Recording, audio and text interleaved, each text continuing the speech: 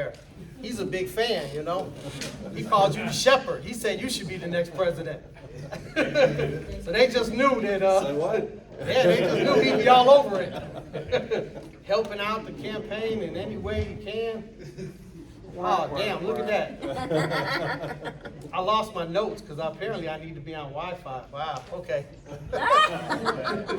I swear we didn't do that. I guess I got to go off the cuff, but that's what I normally do. I normally don't take notes, but, you know, I'm a big fan of feedback and criticism and things like that. So one of the guys was like, you know, you should really write down some things so you make sure that you don't miss anything that you want to say. So I did that, and then I failed to bring them because anyway, I don't have the Wi-Fi. But anyway, going around the country, just presenting my vision for the union and why I'm running for president, and hopefully have a chance to take some questions. I don't know if it's going to work out or not, but that's the idea, is to, you know, let the membership, we're calling it the Kick the Tires Tour, letting the membership hear from me, and then, you know, ask any questions they want to ask, and, you know, see how it goes. So, brothers and sisters, this is our moment. This time is our time as this generation of letter carriers to stand up and make our voices heard and make our impact on the letter carrier craft. The carriers in 1970, when they went out on strike, they changed everything. And at the time, we worked for the federal government, United States Post Office, and we were collective begging. We wanted a pay raise. We had to go to Congress, and it was just the job wasn't the job that it has become now because of the sacrifices that those people made and putting it all on the line and going out on strike. And then, you know, throughout the years, every generation or every group of letter carriers has had to do what they had to do. Under the leadership of Vince Sombrato, I came in as a carrier in 1994, and I remember the big contract fight we had in 1999. And it was, you know, every single month in the Postal Record, there was something about the contract. We had rallies all over the place. I don't know if you guys were, you know, I remember us going to downtown Chicago and, you know, with the signs, and at the time, we said that letter carriers work harder and we deserve more, because prior to that, we were on par with the clerks, you know, in the APW contract. And we won that arbitration because the post office wouldn't give us that upgrade, and we were able to win that arbitration because we mobilized the membership and we fought for it. And now we come to today's time, and we're in this situation. Our contract, you know, the terms are the 2019 to 2023 contract. We're still working under them same terms. And we began negotiations February the 22nd of 2023. And at the time, you know, we had just worked through the pandemic. The job has gotten more dangerous. We're spending a lot more time out on the street. You know, in the wintertime, when it gets dark, you're out there longer. It's unsafe. In the summertime, you're out there longer during the heat. The start times are getting pushed back around the country later and later. And, you know, the level of responsibility that we have as letter carriers has gone up, not gone down.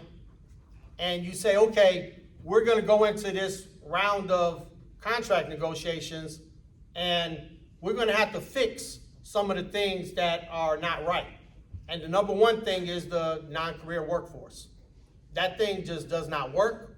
It's not something that is, it doesn't give you a dignified professional letter carrier if you tell the person that they're non-career, they're making $19.33 an hour, and all these other things are going along with that, right? So we come into this round of contract negotiations, and we're kind of optimistic that these things are going to be addressed, you know, through the regular process.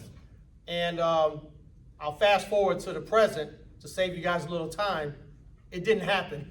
It didn't happen. What did happen is this union all over the country is starting to stand up and get in the fight. And that is a good thing. We don't know exactly how this whole thing is going to play out, I know that you guys probably share my frustration when I hear our president tell us that despite the fact that we voted down the terms of the tentative agreement, he's going to agree to those same terms anyway with the Postal Service. I think that's extremely disrespectful to the letter carriers. We don't get, the president has a ton of authority. I would say too much authority. I'm running for president, but you guys don't have to give me that much authority. It's too much.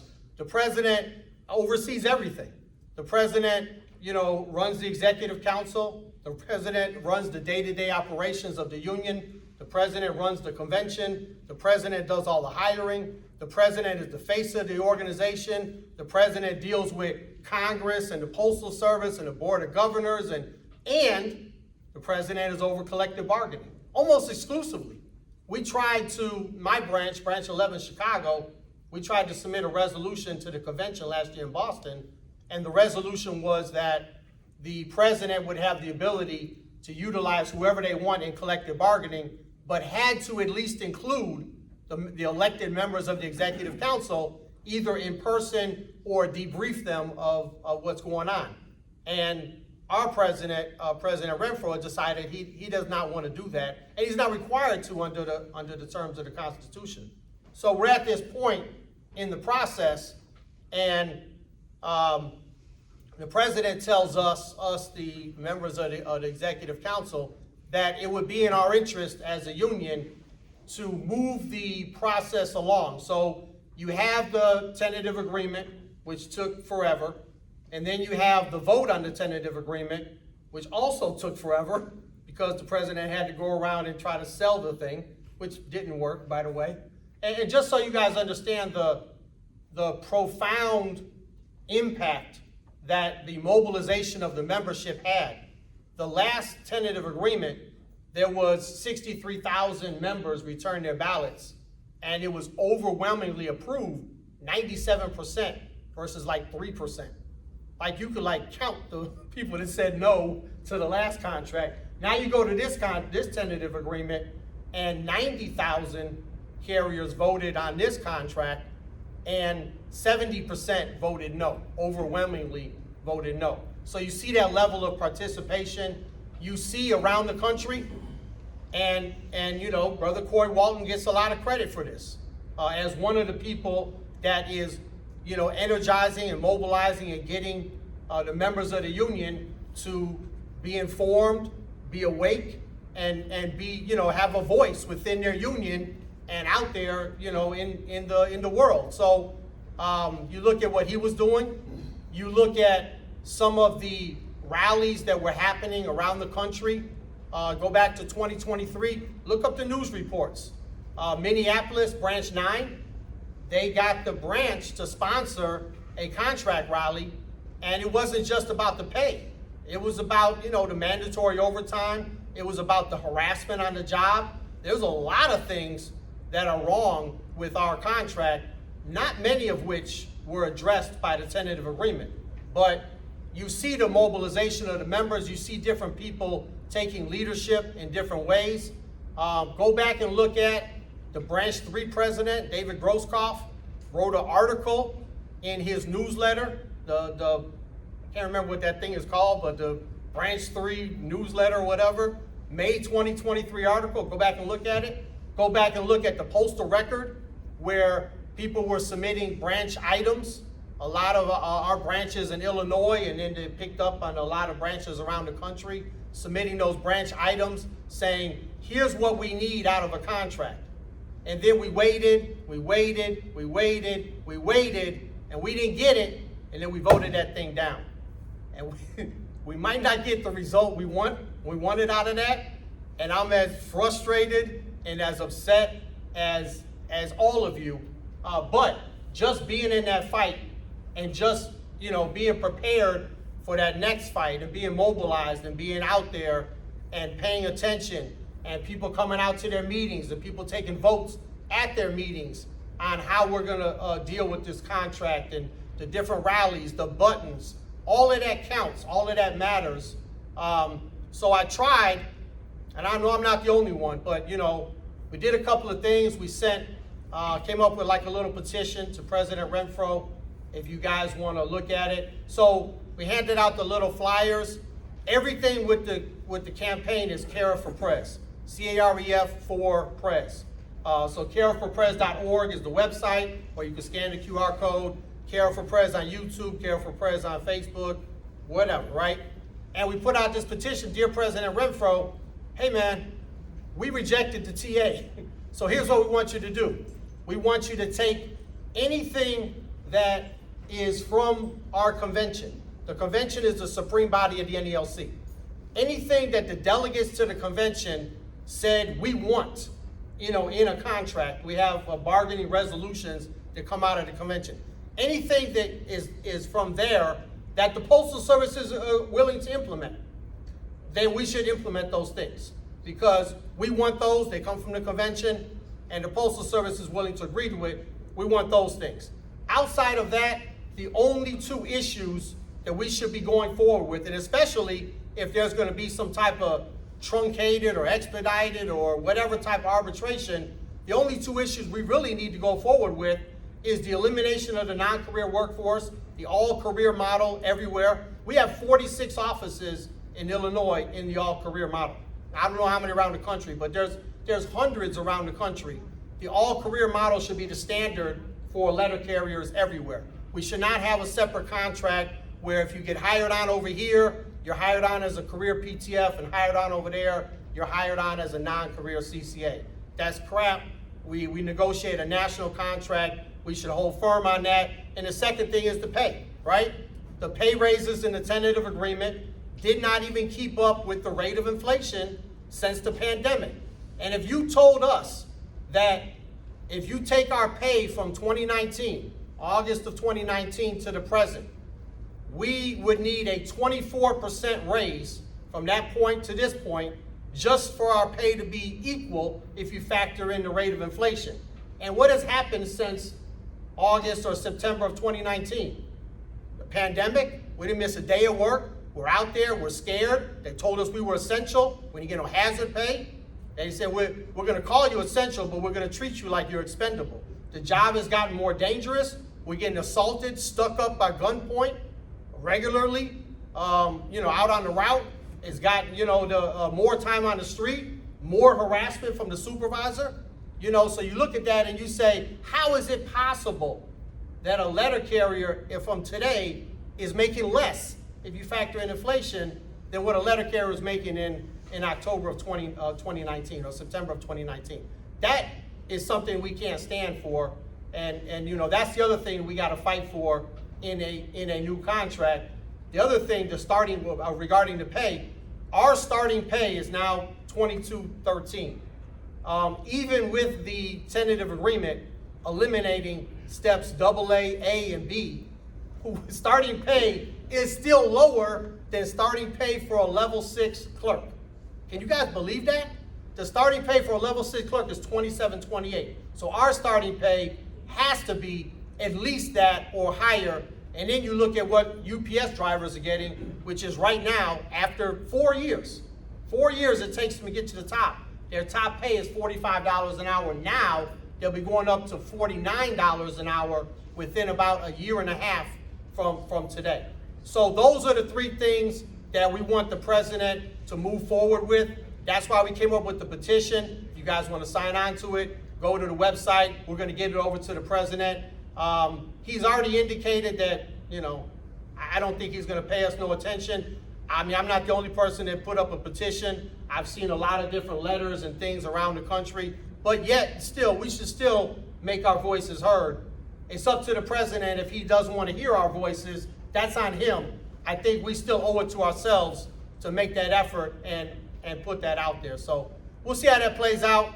At executive council meeting, I think it was last week or earlier this week, I did make a motion to that effect, that we just focus on those three things.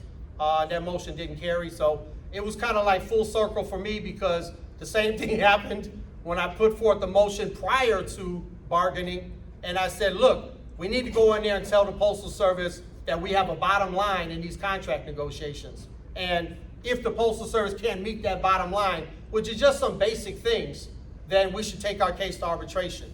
And so the president decided not to take our case to arbitration for months and months on end. Myself, Brother Corey Walton, and I think about 12 of you in Branch 4 brought forth charges against the president for 3 things. 2 of them were convention resolutions that he didn't follow. So the convention is the supreme body of the NELC. He didn't follow the convention resolutions 12 and 22. And then he didn't take us to arbitration when he had that opportunity. And now, boy, does that look like a really bad decision. And I don't know if it was just a bad decision, a miscalculation, or if it was negligence. But we're going to have hearings if we want to find out. I do have the report from Brother Matty Rose. I'm going to release it for 2 reasons. 1, because I said I would, and I believe in transparency. 2, there's thousands of other people that signed on to the charges that didn't get mailed a copy because Brother Rose took the opinion that I was the only charging party, which I don't agree with that. But anyway, I'm going to release it hopefully soon. I'm going to release it soon. Not a Brian Renfro soon, like a real soon. Like in a short period of time, you'll get that. So You're talking about not 600 days? yeah, not 600 days soon, not even 2 weeks soon, just, actually soon. So the big thing that happened today is we became aware that DOGE, the Department of Government Efficiency, is at the Postal Service. And I know what you guys are thinking, like, what took them so long, right? Can you think of a more inefficient operation? But the danger is obviously that, not that they're gonna go in there and fix management's inefficiencies, but that they're gonna go in there and they're gonna wanna reduce service, they're gonna wanna look at our contracts and say we're making too much, or, those type of things. So that danger is out there, that danger is real. That, I'm proud of you guys for getting on board and having a rally on the 23rd, supporting the American Postal Workers on the 20th of this month. And we're doing that all around the country. I had a conversation. So I meet with my branch presidents. I'm the business agent of Region 3. I meet with my presidents once a week. We have a little half-hour type thing. And my thing, so we had planned after the tentative agreement, we had planned for a march. I got a permit and everything. We were going to march from NELC headquarters in Washington, D.C. to USPS headquarters in Washington, D.C. Can you guys guess what the distance is between the two? 1.3. 1.3 miles. Oh, wow. I said, this is lovely. Let's get out there. Let's fight for let's fight for a good contract, get the public on our side. The thing about it is we don't want just any postal service. And I understand we're at the time where we need to save the Postal Service. If there is no Postal Service, we got a big problem. Our contract is specifically with the entity known as the United States Postal Service. So we didn't like the 1.3% raise, but if you ain't got nobody to negotiate with on the other side, there's a 0% raise. So that's gonna be a little bit worse. Anyway, but at the same time, the job's gotta work. And the fact that people coming out of the military don't want this job, the fact that people are constantly upset, not happy at work, leaving the job. Full-time regulars leave this job all the time now, which never used to happen. It's not the career middle-class job that it should be, especially for the newer people. It reflects like a Amazon type private company type job where they pay you lousy and harass you constantly. And that's not the job that we want to save. A professional letter carrier is going to, a stable professional letter carrier is going to be able to provide that service to the American people that they've come to expect. So anyway, I put out a statement on that situation today. You can find it on the website as well.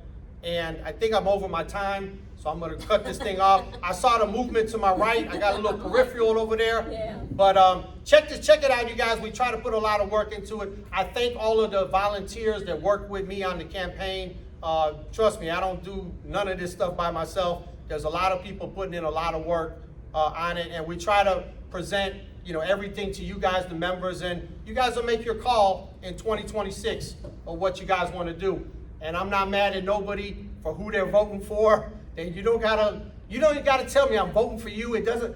First of all, you can tell me that, and I may not even believe you. It's a secret vote, So nobody needs to run around telling me I'm voting for this. I don't hold it against anybody. That's your democratic right in this union to vote for the person you want, and voting for that president, there's nothing more important. So I thank you guys for your time. Thank you, Dana. Appreciate everyone. Have a good night.